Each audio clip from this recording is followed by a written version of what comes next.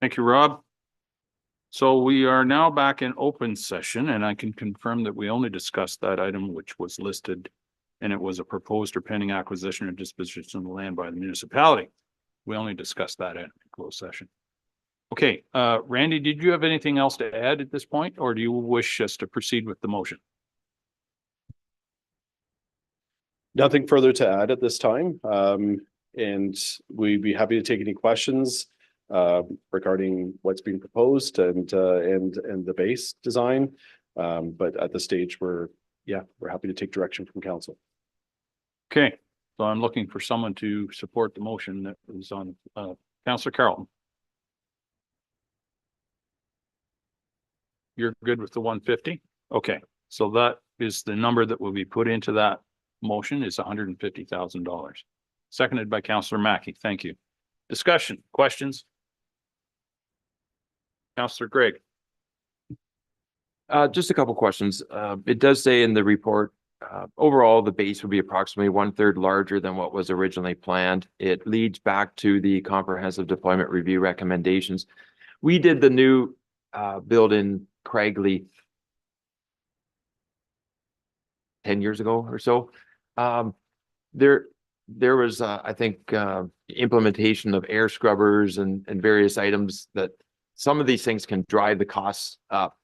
I guess what I want to know is to be comfortable that we're not overbuilding, and that we are recognizing even the vehicles have came a long way in 20 years, let alone 30, 40 years in terms of emissions from the ambulances. So even air scrubbers, it's an easy thing to want to incorporate, but factually, you open and you raise the door, you improve the airflow just as the vehicles are going in. They're not running in the bays significantly, and we've got more environmentally friendly emissions than what used to be on the roads 30 years ago. So I guess I'm just 1/3 larger is significant, and we still have several other bases that we're trying to plan for in the future. I guess is there a framework to learn perhaps as we embark on each one of these new bases, if there's takeaways that 2 years from now we can recognize that we don't have to maybe go 1/3 larger, or we can scale back on certain items? Randy? Yeah, and I'll probably look to Kevin to help answer some of these questions, but I think one of the main considerations for the third size larger is that because Durham is a central area to the overall county, using this area as a kind of a central storage area for supplies and equipment is part of the reason for wanting some additional space, some additional storage in a central location. But I'll let Kevin speak to some of the air scrubber questions and other things.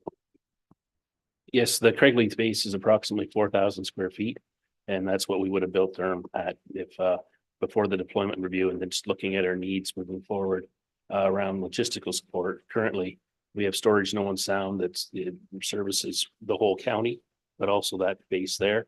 We have storage in Craigleith, not really good access, but it's pretty well full, and we have all our PPE still stored in 2 shipping containers that we pay rent on every month. So we're really at we're well over capacity for a place to store stuff.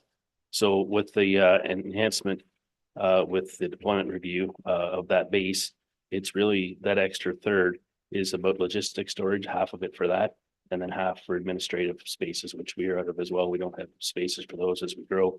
And then going forward, actually, that's just that base. Every other base will actually be smaller than Craigleith. It'll actually only be the main crew area and then 2 cars. So it'll be smaller than Craigleith. So, but we really do hope to learn with efficiencies. That's why we put this in place and be able to work in-house with the architect that we're using with in-house and learn from these buildings is to look at these efficiencies. Air scrubbers are in Craigleith, and that was particularly due to the diesel emissions. And now we've switched to gas. So, but I think part of this, some of the when we go out to tender, the mechanical side of things, we will have to look for those guidance about what is required and what isn't. But definitely, you want good ventilation in a base. You know, there's still carbon monoxide, and we can't have the doors open. We lose heat loss. We have to keep the bases warm in the winter. So there are some considerations, but we are gonna let, the whole idea of this is to look at efficiencies. Thank you, Kevin. Any other questions? Okay, call the question. All those in favor? That is carried. Thank you very much, Randy, Kevin. Appreciate that. We have no further closed meeting matters. Is there any other business to be considered today? Nope, not seeing any. Is there any notice of motion? Not seeing any. I have one further motion. Councillor DeBreen to adjourn and Councillor Patterson. All those in favor? That's carried. There we go. We are adjourned. Lunch is served in the adjoining room.